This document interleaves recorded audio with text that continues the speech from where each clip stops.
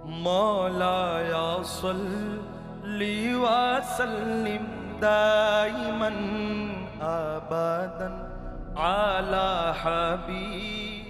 अस्सलामु अलैकुम व रहमतुल्लाहि ताला व बरकातुहू। इन्नल हम्दुलिल्लाह वस्सलातु वस्सलामु अला रसूलिहिल अमीन व अला आलिहि व साहबिहि अजमाइन, अम्मा बाद। দূরের এবং কাছের, দেশের এবং প্রবাসের যেখান থেকে আপনাদের প্রিয় অনুষ্ঠান শাহনশাহ হযরত জিয়াউল হক মেজভান্ডারী ট্রাস্ট কর্তৃক আয়োজিত আলোকধারা অনুষ্ঠান দেখছেন, সকলকেই জানাচ্ছি আন্তরিক শুভেচ্ছা এবং মোবারকবাদ। আশা করছি ভালো আছেন এবং সুস্থ আছেন। দর্শক, আজকে আমরা অত্যন্ত গুরুত্বপূর্ণ একটি বিষয় নিয়ে আলোচনা করতে যাচ্ছি এবং তা হচ্ছে ব্যক্তি স্বাধীনতা ও ইসলাম তথা আল্লাহ রাব্বুল আলামিন প্রত্যেকটি মানুষকে মায়ের পেট থেকে সৃষ্টি করে দুনিয়াতে নিয়ে এসছেন এবং তাকে কিন্তু ব্যক্তি স্বাধীনতা দিয়ে দিয়েছেন সেই ছোট্টবেলা থেকে একদম মৃত্যু পর্যন্ত। এবং আল্লাহ রাব্বুল আলামিন তিনি পবিত্র কালামুল্লাহ শরীফে সুন্দর করে ইরশাদ করেছেন যে ওমাই আমাল মিসকাল যাররাতিন খায়রান ইয়ারা ওমাই আমাল মিসকাল যাররাতিন শাররান ইয়ারা। আল্লাহ বলছেন যে আমি তোমাকে মায়ের পেট থেকে কবর পর্যন্ত যেই ব্যক্তি স্বাধীনতাটি দান করলাম, এই ব্যক্তি স্বাধীনতার ফলাফল তুমি যাই করো না কেন, সেটি যদি তিল পরিমাণও হয়, একটি বালিকা পরিমাণ বা তার থেকেও ছোট হয়, সেগুলো আমি আমলনামায় লিপিবদ্ধ করব এবং ফলাফলের দিন সেগুলো আমি উত্থাপন করব। আল্লাহ রাব্বুল আলামিন এটি ইরশাদ করেছেন। তো আজকে সেই ইসলাম আমাদেরকে ব্যক্তি স্বাধীনতা পেয়ে সেটিকে কি করে আমরা ব্যবহার করব, কি করে আমরা আমাদের নিজেদের জীবনকে পরিপাটি করব, সে বিষয়ে আজকে আমরা কথা বলছি। এবং এই বিষয়ে আজকের আমাদের আমন্ত্রিত অতিথি হিসাবে স্টুডিওতে রয়েছেন আজিমপুর ছোট দায়রা শরীফ জামে মসজিদের সম্মানিত খতিব মাওলানা মোহাম্মদ সদরুদ্দিন আজহারি। আসসালামু আলাইকুম ওয়া রাহমাতুল্লাহি ওয়া বারাকাতুহু। ওয়ালাইকুম আসসালাম ওয়া রাহমাতুল্লাহি ওয়া বারাকাতুহু। মুহতারাম, আপনি কেমন আছেন? আলহামদুলিল্লাহ, আপনি ভালো আছেন? আলহামদুলিল্লাহ। আজকে আমরা কথা বলতে যাচ্ছি ব্যক্তি স্বাধীনতা এবং ইসলাম। আচ্ছা, ব্যক্তি স্বাধীনতা বলতে আমরা কি বুঝি এবং ব্যক্তি স্বাধীনতার আমাদের বাউন্ডারিটুকু কতটুকু? ইন্নাল হামদুলিল্লাহ ওয়া সালাতু ওয়া সালামু আলা রাসূলিল্লাহ, আম্মা বাদ। অনেক সুন্দর একটি প্রশ্ন করেছেন এবং যুগ উপযোগী। আসলে বর্তমানে আমরা ব্যক্তির স্বাধীনতাটাকে ভুল অর্থে, ভুল কনসেপ্টে নিয়ে গিয়ে আমরা যাচ্ছে তাই করার চেষ্টাও করছি। এজন্য এই বিষয়টা খুবই দরকার ছিল। ব্যক্তি স্বাধীনতা, আল্লাহ রাব্বুল আলামিন মানুষকে সৃষ্টি করেছেন, আদম সন্তানকে সৃষ্টি করেছেন। আদম সন্তানের সৃষ্টির মধ্য দিয়েই কিন্তু আল্লাহ রাব্বুল আলামিন মানুষের সূচনা করেছেন পৃথিবীতে। মানুষ পৃথিবীতে এসেছে, পৃথিবীতে আসার পরে আদম আলাইহিস সালাম থেকে আমাদের নবী পর্যন্ত বিভিন্ন নবী রাসূল যুগে যুগে আল্লাহ রাব্বুল আলামিন প্রেরণও করেছেন। তো প্রেরণ করেছেন মানুষকে এই জন্য, এটা বোঝানোর জন্য যে মানুষের স্বাধীনতা রয়েছে, ব্যক্তিগতভাবে হোক, সামাজিকভাবে হোক, রাষ্ট্রীয়ভাবে হোক, পারিবারিকভাবে হোক, তার স্বাধীনতা রয়েছে। মানুষ স্বাধীন। তো তার পাশাপাশি তাকে কিছু ফরম্যাট দেওয়া হয়েছে, তারও কিছু বর্ডার দেওয়া হয়েছে। স্বাধীন হওয়ার পরেও তার জন্য কি ভালো এবং কি মন্দ ওই বিষয়টা নির্ধারণ করে দিয়েছেন। যুগে যুগে বিভিন্ন নবী রাসূলগণ এসে তাদেরকে সেটা বুঝিয়েছেন। আদম আলাইহিস সালামের যুগে কিছু শরীয়ত ছিল, কিছু বর্ডার ছিল, যেগুলো পালন করলে ওই ব্যক্তি স্বাধীনতার ভিতর থেকেই আল্লাহর প্রিয় বান্দা হতে পারে। তেমনিভাবে ঈসা আলাইহিস সালাম, নূহ আলাইহিস সালাম, মুসা আলাইহিস সালাম, সকল নবীর সময়ে এক একটা নবী এক একটা যুগে এক একটা সময়ে এক একটা গোত্রের জন্য, কাউমের জন্য এসেছিলেন। প্রতিটা নবী কিছু শরীয়ত নিয়ে পৃথিবীতে এসেছিলেন, যে শরীয়তগুলাই মানুষকে আল্লাহ এবং আল্লাহর রাস্তার দিকে ধাবিত করেছে, পরিচালিত করেছে। তেমনিভাবে প্যারা নবী সাল্লাল্লাহু তাআলা আলাইহি ওয়াসাল্লাম আখিরে জামানায় মানুষের কল্যাণের জন্যে, মানুষ যে স্বাধীন এই বিষয়টা বোঝানোর জন্যে আল্লাহ রাব্বুল আলামিন প্রিয় নবীকে পৃথিবীর জমিনে প্রেরণ করেছেন। তিনি এসে সর্বপ্রথম মানুষ যে স্বাধীন সেটা নিয়েই কিন্তু সংগ্রাম করেছেন। আমরা দেখেছি উমাইয়া সহ আরও বিভিন্ন যারা ছিল, অধিপতি যারা ছিল, যাদের টাকা পয়সা ছিল, সম্পত্তি ছিল এবং ক্ষমতা ছিল, তারা সকলেই নিগ্রোদেরকে এবং সম্পদশালী ক্রমান্বয়ে যারা তাদেরকে তাদের অধীনস্থ চাকর হিসাবে মনে করত এবং দাসীর প্রথা পর্যন্ত সেখানে চালু ছিল। আমরা সকলে জানি বেলাল হাবশী রাদিয়াল্লাহু তাআলা আনহু সহ অসংখ্য দাসীর ঘটনা জানি, যেগুলোকে ইসলাম আসার পরে রাসূল সাল্লাল্লাহু আলাইহি ওয়াসাল্লাম ইসলাম প্রচার যখন শুরু করলেন, তখন তাদেরকে ব্যক্তির স্বাধীনতা কী সেটা বোঝানোর জন্যেই এই দাসত্ব প্রথা থেকে মুক্ত করে তাদেরকে ফ্রি লাইফ দিয়েছেন। ব্যক্তি স্বাধীন বা স্বাধীন জীবনযাপন যেটা, সেটা দিয়েছেন। ইসলাম মূলত এটা বাস্তবায়নের জন্যই এসেছে। এজন্য আমরা ইসলামের প্রাথমিক যুগ থেকেই দেখি আল্লাহর হাবিব সাল্লাল্লাহু আলাইহি সাল্লাম সাহাবায়ে কেরামদেরকে বিভিন্নভাবে উৎসাহ পর্যন্ত করেছেন তারা যেন দাসী যারা আছে তাদেরকে টাকা দিয়ে হোক বিভিন্নভাবে হোক ক্রয় করে তাদেরকে আজাদ করে দেয়, স্বাধীন করে দেয়, মুক্ত করে দেয়। এটা হচ্ছে ব্যক্তি স্বাধীনতা। তো ব্যক্তি স্বাধীনতার আরও অনেক কথা রয়েছে, যেমন আমি বর্তমান যুগে এসে আমি বলছিলাম রাসূল পাক ইসলামের যুগে ইসলাম এসে ব্যক্তি স্বাধীনতা কিভাবে শুরু করেছেন। বর্তমান যুগে এসেও আমরা কিন্তু যদিও দাসের সেই প্রথাটা আমাদের মধ্যে নেই, তারপরেও আমাদের ভিতরে কিছু ইজম কাজ করে, যাদের টাকা পয়সা বা আধিপত্য আছে বা ক্ষমতা আছে, তারা অধীনস্থ যারা আছে তাদেরকে কিন্তু পরাধীনই মনে করে আমার চাকর বা আমার দাস এরকম বিহেভ করার চেষ্টা করে, যদি ইসলাম আদৌ সমর্থন করে না। আমরা স্বাধীন এবং স্বাধীন নাগরিক, দেশ হিসাবেও আমরা স্বাধীন, নাগরিক হিসাবেও আমরা স্বাধীন, ধর্মীয় দৃষ্টিকোণ থেকেও আমরা স্বাধীন, সকল দৃষ্টিকোণ থেকে আমরা স্বাধীন। আপনি একটু আগে খুব সুন্দর একটা কোরআন পাকের একটা আয়াত তেলাওয়াত করেছেন, ফামা ইয়ামাল মিসকালা যারাতিন খায়রা ইয়ারা ওয়া মা ইয়ামাল মিসকালা যারাতিন শাররা ইয়ারা।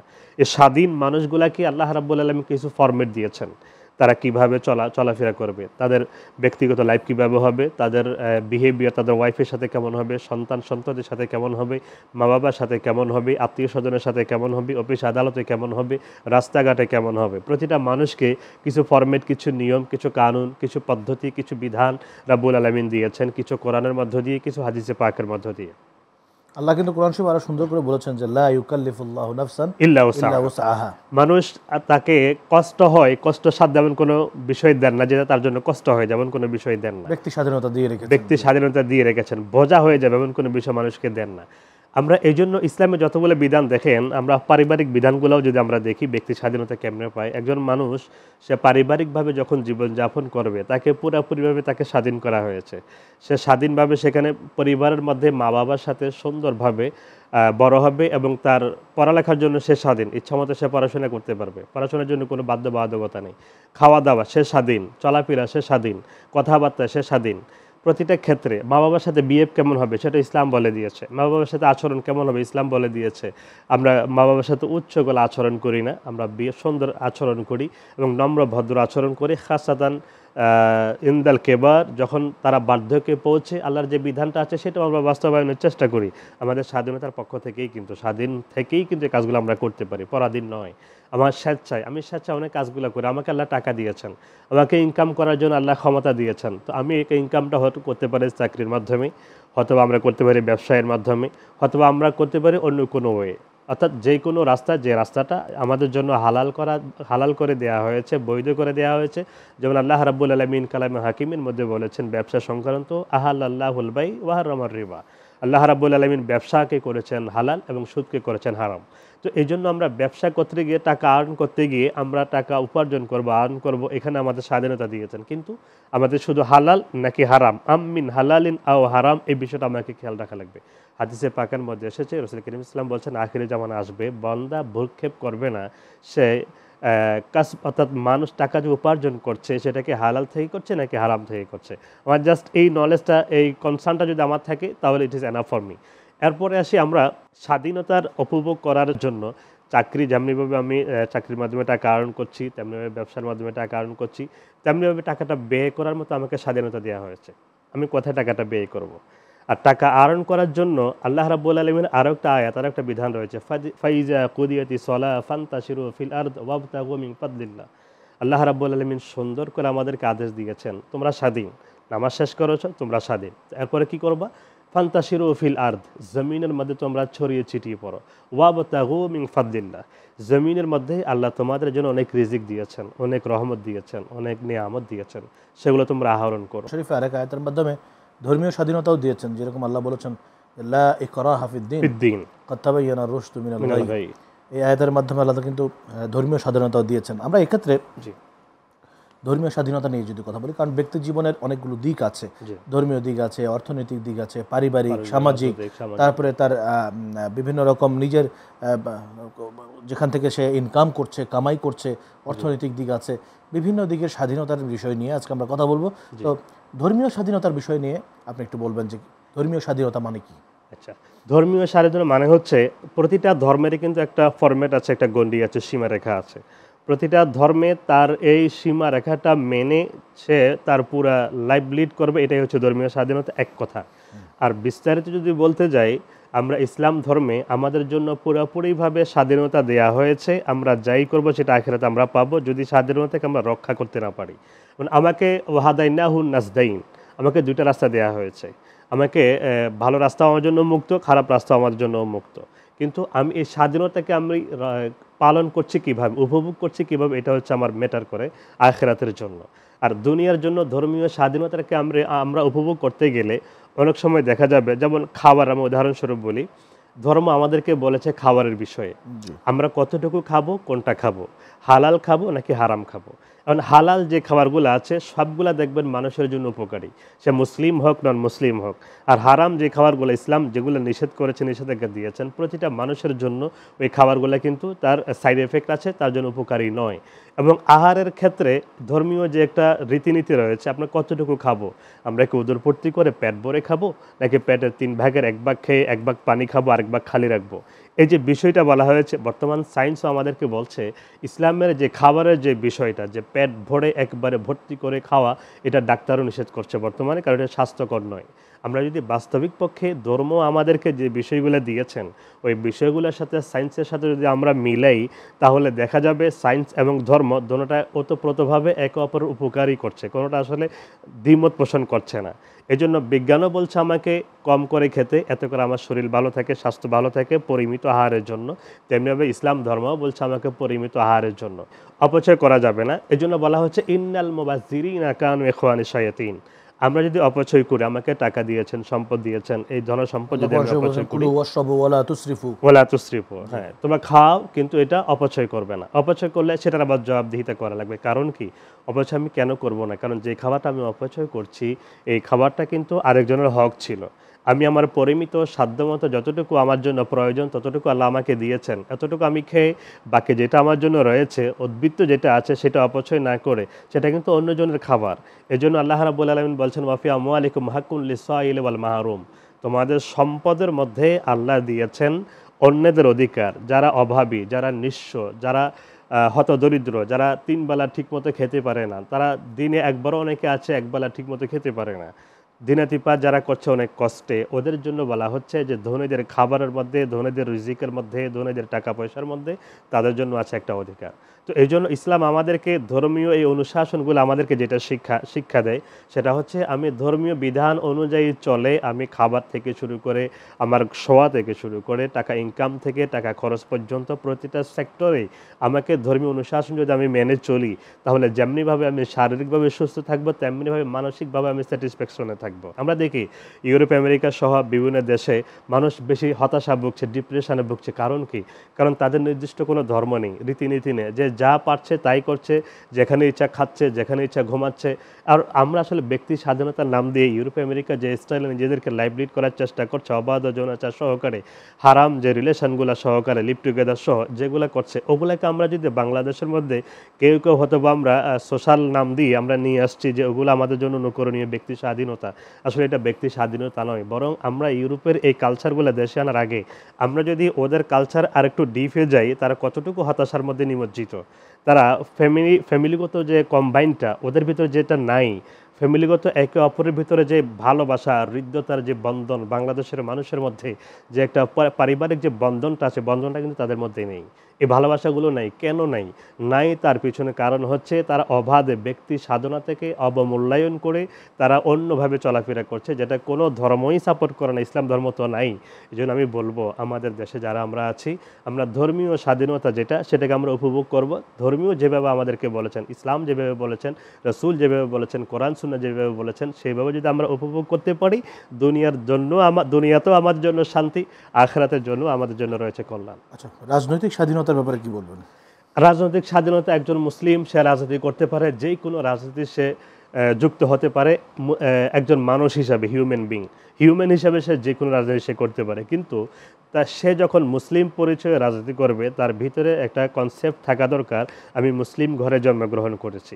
কারণ একটা মানুষ জন্মগ্রহণ করার পরে যখন সে মুসলিম ঘরে জন্মগ্রহণ করে, আমরা তাকে আজান এবং একামতের মধ্য দিয়ে, এক কানে আজান আর এক কানে একামতের মধ্য দিয়ে তাকে জানিয়ে দিই সে মুসলিম সম্ভ্রান্ত একটি পরিবারের মধ্যে জন্মগ্রহণ করেছে।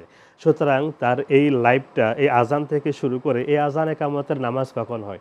নামাজটা হয় আমরা যখন পৃথিবী থেকে বিদায় নিই, জানাজার নামাজ। এই জন্য জানাজার নামাজের মধ্যে কোনো আজানও নেই, একামতও নেই। আজান একামত কিন্তু হয়েছে আমি পৃথিবীতে আসার সময় আজান একামত আর যাওয়ার সময় নামাজ। কি সুন্দর মিল রাব্বুল আলামিন দিয়েছেন। অথচ আমাদের পৃথিবীতে আজান, মাগরিব, ফজর, জোহর, আসর, মাগরিব প্রতিটা আজান এবং একামতের পরে সর্বোচ্চ 1 মিনিট হয়তো অপেক্ষা করে আমরা নামাজে দাঁড়িয়ে যাই। অর্থাৎ আমরা যদি এখানে তাত্ত্বিকভাবে যদি আমরা মিলাতে চাই, তাহলে আমাদের জীবনের মূল্য সর্বোচ্চ 1 মিনিট বা 2 মিনিট এরকম স্টাইলের। আজান এবং একামতের মধ্যে যে পার্থক্যটা, এই সামান্য 1-2 মিনিটের লাইফের জন্য আমরা যা করছি, নিজেদেরকে আমরা কি ভাবছি, মনে হচ্ছে যেন আমি সব কিছু, আমি পৃথিবীর মালিক, আমি সব কিছু। এই জন্য রাজনৈতিক যে বিষয়টা আপনি বলছেন, রাজনৈতিক স্বাধীনতা, মুসলিম হিসাবে যেহেতু আমি মুসলিম পরিবারের মধ্যে আমি জন্মগ্রহণ করেছি, আমাকে দেখা উচিত আমি ওই রাজনীতিতে যাব কিনা যে রাজনীতি আমার ইসলাম বিদ্বেষী কথা বলে, যে রাজনীতি আমাকে ইসলাম বিদ্বেষী কার্যকলাপ করতে বাধ্য করে, যে রাজনীতি আমাকে দেশে, সমাজে, আমার রাষ্ট্রে, আমার ব্যক্তিগত ইসলামী তাহাজিব তামাদ্দুন, ইসলামী বিধিবিধান পালনে সহায়ক না হয়ে প্রতিবন্ধক হয়, ওই রাজনীতি আমাকে করা যাবে না। যে রাজনীতি করেন আপনি স্বাধীন, কিন্তু আপনাকে এই বিষয়টা খেয়াল রেখে আপনি যদি রাজনীতি করেন তাহলে আপনি করতে পারেন। আর বর্তমানে আমি বলবো যেটা বাংলাদেশের মধ্যে ইসলাম অনেকগুলো রাজনৈতিক দল আছে, যদি রাজনৈতিক স্বাধীনতা যদি আপনি মনেই করেন ওই দলগুলোতেই যাবেন আপনি, যেই দলগুলো ইসলামের কথা বলে। তার পাশাপাশি একটা কথা না বললেই নয়, বর্তমানে ইসলামী রাজনৈতিকের অনেকগুলো দল রয়েছে। এখন প্রশ্ন আসতে পারে আমি কোন দলে যাব? আপনি শুধুমাত্র একটাই প্রশ্ন করব, বিবেক আমরা যদি কাজে লাগাই, ইসলামিক দলগুলা রাজনীতি করতে গিয়ে তখনই সফল হবে যখন সালাউদ্দিন আইয়ুবীর মতো রাজনীতি করবে, তখনই সফল হবে যখন ওমর ফারুক রাদিয়াল্লাহু তাআলা আনহুর মতো রাজনীতি করবে। কিন্তু আমাদের রাজনীতিগুলো হয়ে যাচ্ছে একটা ব্যক্তিকেন্দ্রিক, নাম দিয়েছি ইসলামী রাজনীতি। ওই রাজনীতি যদি ব্যক্তিগত কোনো ব্যক্তির ফরম্যাটে যদি আমরা চলি, অনুশাসনে চলি, তাহলে এটা হচ্ছে না। আমি যতক্ষণ পর্যন্ত ইসলামী রাজনীতিটাকে আমরা কোরআন সুন্নাহর আদলে এবং সাহাবায়ে কেরাম সহ যুগে যুগে যারা ইসলামী রাষ্ট্র লিড দিয়েছেন, নেতৃত্ব দিয়েছেন, ওদের মতো করে যতক্ষণ পর্যন্ত রাজনীতি পরিচালনা করতে পারছি না, ততক্ষণ পর্যন্ত আমি ইসলামী রাজনীতিও বলতে পারছি না।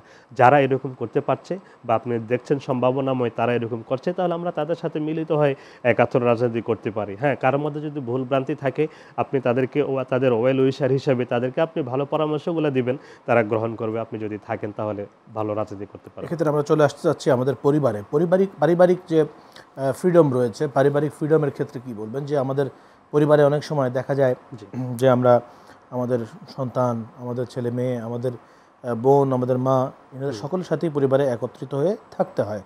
সেক্ষেত্রে যে ব্যক্তি স্বাধীনতা পারিবারিক ক্ষেত্রে কি করে সেটা মেনটেন করতে হবে? আমরা যদিও যৌথ পরিবারে বসবাস করি, যৌথ পরিবারে বসবাস করার ফলে আমাদের অনেকগুলো বিষয় এখানে কনসার্ন থাকতে হয়। সবচেয়ে যে বিষয়গুলো, যৌথ পরিবারে থাকার পরেও আমি যেহেতু মুসলিম, তাহলে আমার মুসলিম তাহাজিব তামাদ্দুনগুলো স্বাধীনতার মধ্য দিয়ে এগুলোও আমাদেরকে পালন করতে হবে। যেমন আমার ছেলে বা আমার মেয়ে, তার বয়স যখন 7 বছর হবে, আমার রসুল বলেছেন মুরু আওলাদাকুম ওয়াহুম সাবআ সিনিন, তারা যখন বয়স 7 বছর হয় তাদেরকে তুমি নামাজের জন্য আদেশ দাও। বয়স যখন 10 বছর হয়ে যাবে, 7 থেকে 10 এই 3 বছর হচ্ছে তাদের জন্য ট্রেনিং পিরিয়ড। এই 3 বছরে তারা নামাজের পুরো প্রশিক্ষণ ট্রেনিং করবে, পুরোপুরিভাবে ট্রেনিং দিয়ে শিখবে, এবং 10 বছর যখন হবে তখন যদি নামাজ না পড়ে, আমার নবী বলছেন তাদেরকে বাধ্যকতা করো। গার্ডিয়ান যারা আছেন প্রতিটা পরিবারে, হয়তো বা মা গার্ডিয়ান থাকেন, বাবা গার্ডিয়ান থাকেন, বড় ভাই গার্ডিয়ান থাকেন, অনেক সময় দাদা বা দাদু, মুরব্বী যিনি আছেন, গার্ডিয়ান যিনি থাকেন, ওনার দায়িত্ব, ওনার কর্তব্য সর্বোপরি মা বাবার উপরে দায়িত্ব, কর্তব্য হচ্ছে আমার সন্তানদেরকে আমি আসলে ইসলামী তাহাজিব তামাদ্দুন দিচ্ছি কিনা, নাকি আমি স্বাধীনতার নাম দিয়ে স্বাধীনতাকে অপব্যবহার করে সে নামাজও পড়ছেন আমি দেখছি না, যে স্বাধীন, নামাজ পড়লে পড়ুক, না পড়লে নেই। কিন্তু এই বিষয়টা যদি আমি তাকে না বলি যে নামাজ পড়লে এটা লাভ আছে, না পড়লে এখানে গুনাহ হচ্ছে, আখিরাতে জবাবদিহিতা আছে, এই বিষয়টা যদি আমি আমার সন্তানদেরকে না বোঝাই, শুধু নামাজ কেন, প্রতিটা সাইডে পারিবারিক ক্ষেত্রে যতগুলো লেনদেন আছে, পারিবারিক উঠা বসা অর্থাৎ কথা বলা, পরিবারে ঢোকা, পরিবার থেকে বের হওয়া, প্রতিটা সাইডে কিন্তু আদব আছে। আপনি পরিবারে ঢুকবেন, ঢোকার সময় সালাম দিয়ে ঢোকা, পরিবার থেকে বের হবেন সালাম দিয়ে সুন্দরভাবে আপনি পরিবার থেকে বের হওয়া, বিদায় নিয়ে বের হওয়া, এবং মা বাবা বা মুরব্বী যারা আছে তাদের থেকে বলে দোয়া নিয়ে বের হওয়া, যে একটা সিস্টেমেটিক যে একটা রুলস আছে, অর্থাৎ একজনের আন্ডারে সব কিছু চলা, এই বিষয়গুলো যদি আমরা সব কিছু শিক্ষা না দিই, বিশেষ করে ইসলামী শিক্ষাগুলো না দিই, তাহলে হাসরের ময়দানে আমার সন্তানরাই আমার বিরুদ্ধে দাঁড়িয়ে যাবে। রাব্বুল আলামিনের এজলাসে যখন আমরা তাদেরকে যখন প্রশ্ন করা হবে যে নামাজ পড়ো নাই কেন, রোজা রাখো নাই কেন, জাকাত দাও নাই কেন, তোমার টাকা ছিল, মা বাবার খেদমত করো নাই কেন, আরেকটা বিষয় একবারে না বললেন ওইটা বলার আগে, সেটা হচ্ছে আমি যদি আমার সন্তানকে ইসলামী দিন বা ইসলাম কি বলেছে কি বলে নাই, মা বাবার প্রতিও কিভাবে যত্নবান এবং শ্রদ্ধাশীল হতে হবে, আনুগত্যশীল হতে হবে, খ্যাদমত কিভাবে করতে হবে, বিষয়গুলো যদি আমি তাদেরকে তালিম না দিই, তরবিয়ত না দিই, তারা কিন্তু বৃদ্ধ বয়সে আমি যখন বৃদ্ধ হয়ে যাব, ইনকাম সোর্স থাকবে না, তাদের উপরে ডিপেন্ড করতে হবে, একসময় এই শিক্ষাগুলো না দিলে আমাকে আপনাকে বৃদ্ধাশ্রমে আমার স্থান হয়ে যাবে। এই জন্য এই শিক্ষাগুলো শুরু থেকে যদি আমি দিতে পারি, এই জন্য বলছে ছোটোবেলায় যদি আমি কাউকে শিক্ষা দিই, এটা হচ্ছে কান্নাক শেফিল হাজার, অর্থাৎ পাথরের মধ্যে নকশা করলে যেরকমভাবে এই নকশা লাস্টিং করে অনেক দিন পর্যন্ত, তেমনিভাবে ছোটোবেলায় যদি আমার সন্তানদেরকে আমি শিক্ষা দিতে পারি, এটা পাথরের মধ্যে নকশা করার মতো তার ভিতরে এটা গেঁথে থাকবে, অর্থাৎ বৃদ্ধ বয়সে পর্যন্ত সেটা কাজ দেবে। যেটা বলছিলাম, আমি যদি শিক্ষা না দিই তাহলে হাসরের ময়দানে তাদেরকে যখন জবাবদিহিতার আওতায় আসবে, তারা তখন আমার আপনার বিরুদ্ধে অভিযোগ দেবে, আমার মা বাবা আমাকে নামাজ শিখায় নাই, আমার মা বাবা আমাকে আদব কায়দা শিখায় নাই, আমার মা বাবা ধর্মীয় অনুশাসন, ধর্মীয় নিয়মগুলো আমাকে শিখায় নাই, আমার থেকে আমার মা বাবাকে তুমি ডাবল আজাব দিকে দাও। এরকম তারা, আমার সন্তানরাই আমার বিরুদ্ধে অভিযোগ দায়ের করবে। তো আমার না শিখেলে আমার লাভ কি হচ্ছে? আখিরাতের মধ্যে আমার ডাবল শাস্তি, আর দুনিয়ার মধ্যে সর্বশেষ বৃদ্ধাশ্রম। আল্লাহ তাআলা আমাদেরকে হেফাজত করুন। তার মানে হচ্ছে সর্বশেষ যেটি আমরা বুঝলাম আপনার আলোচনা থেকে, সেটি যে ইসলামে স্বাধীনতা এবং পরাধীনতা এই দুটো জিনিস আসলে বেস করছে যে মানুষ তার মানবিক গুণাবলী বজায় রেখে ভালো কোনো কিছুর জন্যে যদি সে কাজ করে, সে জায়গায় সে স্বাধীনভাবে কাজ করার ইসলাম অনুমতি দিয়েছে। আর যদি তার মানবীয় গুণাবলী বিসর্জিত হয়ে পশুত্ব চলে আসে তার ভিতরে, বা এমন কোনো স্বেচ্ছাধীনতা যেই স্বেচ্ছাধীনতাকে খোদা আল্লাহ রাব্বুল আলামিনের বিরুদ্ধে তার নফসকে বিতাড়িত করার সম্ভাবনা থাকে, সেই পরাধীনতা বা সেই ধরনের স্বেচ্ছাচারিতা কিন্তু আমাদের প্রয়োজন নেই বা সেই ধরনের করা যাবে না। আপনাকে অসংখ্য ধন্যবাদ। প্রিয় দর্শক, আজকে আমাদের বিশেষ সেগমেন্ট জানা অজানায় আমরা চলে যাচ্ছি। মাওলায়া সাল্লি ওয়া সাল্লিম দাইমান। ওয়ারা শব্দটি শাব্দিকভাবে এবং পারিভাষিকভাবে কোন কোন জায়গায় ব্যবহৃত হচ্ছে? মাওলায়া সাল্লি ওয়া সাল্লিম দাইমান। আচ্ছা, অনেক ধন্যবাদ। এটা একটা পরিভাষা, অর্থাৎ যারা মানুষকে মানুষ হিসাবে তৈরি করার জন্য কাজ করে তাদের একটা পরিভাষা। আমরা মানুষ, কিন্তু আসলে আমি একটা জিনিস হচ্ছে বাহ্যিক, আর একটা হচ্ছে আভ্যন্তরীণ। আমি আবাদত করি, নামাজ পড়ি, নামাজের কিন্তু মজা আমি পাচ্ছি না। যদি আভ্যন্তরীণভাবে ডিপে যদি না যাই, ততক্ষণ পর্যন্ত আমি নামাজের মজা যে স্বাদ সেটা আমি অনুভব করব না। যেমন নামাজের ইবাদতের কথা বলা হচ্ছে, আনতা আবুদাল্লাহ কান্নাকা তারাহু ফাইন লাম তাকুন তারাহু ফাইন্নাহু ইয়ারাক। আমি আবাদত কেমনে করব? বলছে আবাদত করার সময় তুমি আল্লাহকে দেখছো, যদি আল্লাহকে না দেখো ফাইন্নাহু ইয়ারাক, জেনে রাখো তিনি কিন্তু তোমাকে দেখছেন, অর্থাৎ আমাকে আপনাকে আল্লাহ দেখছেন, কিন্তু আমি তো আল্লাহকে দেখছি না। তো এই জন্য নামাজ একটা উদাহরণ দেওয়া হচ্ছে, আসসালাতু মেরাজুল মুমিনিন। আমার নবী মেরাজে গিয়ে আর রাব্বুল আলামিনের সাথে দেখা করেছেন, আর বান্দা নামাজে দাঁড়িয়ে মেরাজ করছে, রাব্বুল আলামিনের সাথে কথা হচ্ছে। এই যে নিগুড় একটা রহস্য, এই রহস্যটা মূলত যারা এই লাইনে কাজ করে তারাই বুঝবে। আপনি যে প্রশ্নটা করেছেন, আমাদের একটা পরিভাষা, যারা মানুষকে মোটামুটি আত্মিকভাবে আধ্যাত্মিকভাবে ফির উপায় যারা করে, তাদের জন্য এই কাজটা ওয়ারা হচ্ছে একজন মানুষ যখন দেখে আল্লাহ রাব্বুল আলামিন আমার জন্য কিছু জিনিস হালাল করেছেন, কিছু জিনিস হারাম করেছেন, আল হালাল বাইয়িন ওয়াল হারাম বাইয়িন, সবগুলো স্পষ্ট। এরপরে কিছু বিষয় থাকে এর মধ্যেও যেটা অস্পষ্ট, যেটাকে আমরা আরবিতে বলি শুবহাত। এই জন্য এক কথায় ওয়ারা হচ্ছে তারিকুশ শুবহাত, অর্থাৎ যতগুলা বিষয়ে আমার আপনার সন্দিহান থাকবে। উদাহরণস্বরূপ আমি বলি, আমি এখন আজকে দুপুরে খাবার খাচ্ছি, খাবারটা ভাতও হতে পারে, যে কোনো কিছু হতে পারে। খাওয়ার সময় আমি যদি মনে করি 100% মনে প্রাণে বিশ্বাস করি এটা হালাল ইনকামের খাবার এবং খাবারটাও হালাল, তাহলে আমি এটা গ্রহণ করব। আর যদি আমার মনের ভিতরে কোনো সংশয় থাকে, আসলে কি খাবারটা হালাল, আসলে কি এটা হালাল ইনকামের খাবার, এই সংশয় যদি আমার ভিতরে থাকে, কাজ করে, শখ যদি আমার ভিতরে কাজ করে, তাহলে আমি এটা ছেড়ে দিব। এটার নাম হচ্ছে ওয়ারা। আপনাকে অসংখ্য ধন্যবাদ। প্রিয় দর্শক, আমরা মাওলানা মোহাম্মদ সাদউদ্দিন আজহারির কাছ থেকে আজকে ব্যক্তি স্বাধীনতার ক্ষেত্রে ইসলাম আমাদেরকে কী দিক নির্দেশনা দিয়েছে, আল্লাহর হাবিব সাল্লাল্লাহু আলাইহি ওয়াসাল্লাম তিনি কী দিক নির্দেশনা দিয়েছেন, আল্লাহ তাআলা কী দিক নির্দেশনা দিয়েছেন, এই সব বিষয়ে অত্যন্ত গুরুত্বপূর্ণ কিছু কথা জানতে পারলাম। আসলে ব্যক্তি স্বাধীনতা আল্লাহ তাআলা দিয়েছেন পরীক্ষার জন্য, যে আমি তোমাকে স্বাধীন জীবন দিলাম, তুমি কি করবে না করবে এটা তোমার নিজের কাণ্ডজ্ঞানের উপর নির্ভর করছে, নিজের ব্রেনের উপর নির্ভর করছে, এবং সেটি নিরূপণ করেই কিন্তু আল্লাহ রাব্বুল আলামিন জাযা অথবা সাজা, অর্থাৎ পুরস্কার কিংবা তিরস্কার কাল কিয়ামতের দিন আল্লাহ তাআলা দান করবেন। আল্লাহ রাব্বুল আলামিন যেন আমাদেরকে উত্তম পন্থা অবলম্বন করে নিজের জীবনকে পরিপাটি করার তৌফিক আল্লাহ তাআলা দান করেন, সেই কামনা করছি। আসসালামু আলাইকুম ওয়া রাহমাতুল্লাহি তাআলা ওয়া বারাকাতুহু। মুহাম্মাদুন সাইয়্যিদুল কাওনাইন ওয়া সাকালান ওয়াল ফারিকাইনি মিন উরবিন ওয়া মিন আজম।